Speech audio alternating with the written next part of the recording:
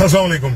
असद उमर साहब जो हमारे फाइनेंस मिनिस्टर हैं, उनके साथ जब भी मिलने का मौका मिला, एक बात मैंने उनसे हमेशा सुनी। उन्होंने कहा जितना मर्जी है ये लिफाफे, ये ऑपोजिशन बकवास कर दें, जितना मर्जी है झूठा प्रोपेगेंडा कर लें, मैं कभी वो जुल्म अपनी कौम के साथ नहीं करूंगा जो इन्होंने किया।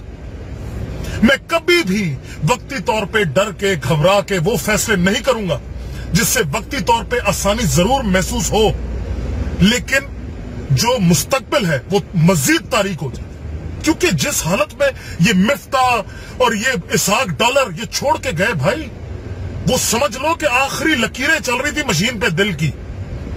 झटके उसको लगा रही है, अभी इस वक्त करंट लगा रहा है असद उमर इस इकोनॉमी को कि किसी तरह खड़ी हो जाए। अब उसमें मुश्किल वक्त तो आना है भाई। ये फैसला हमने भी करना है कि उन हराम खोरों की तरह या तो हम मजीद वही कर्जे लेते जाएं, दुनिया से कर्जे लेकर अपनी अयाशियां जारी रखें, इस चीज को भूल के कि ये कर्जा हमने ही वापस करना है भाई, आसमान से पैसे नहीं करने। ये बेहतर नहीं है कि अपने खर्चे हम खुद उठाना शुरू करें। क्यों हम हुकूमत से कहें कि भाई हमें सब्सिडी दो? कहां से दे हुकूमत? हुकूमत के पास तो कोई पैसा नहीं है। एक कर्जों का पूरा पहाड़ है जो ये हरामखोर अपनी हुकूमतें करके अपनी जेबें भर के इस कौम पे मुसल्लत करके दबा हुए। हम क्या असद उमर साहब क्या करें?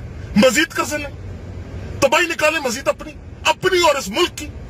उन्होंने कई दफा मैंने उनके मुंह से अल्फाज सुने कि भाई मैं इस मुल्क की आने वाली नस्ल को जो है मैं मजीद उस पर बोझ नहीं डाल सकता, तबाह नहीं कर सकता। मैंने आज वो सख्त फैसले लेने हैं जिनका फायदा कल होगा।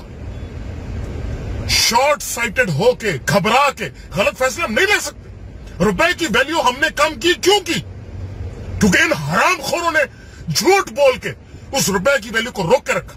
कर्जा बाहर मुल्क से ले लेकर खर्चे पूरे करने की कोशिश करते रहे, और वो पहाड़ आज हमारे सर पे खड़ा, हमें वापस करना। तो भाइयों हिम्मत करो, सही फैसले इनको लेने दो।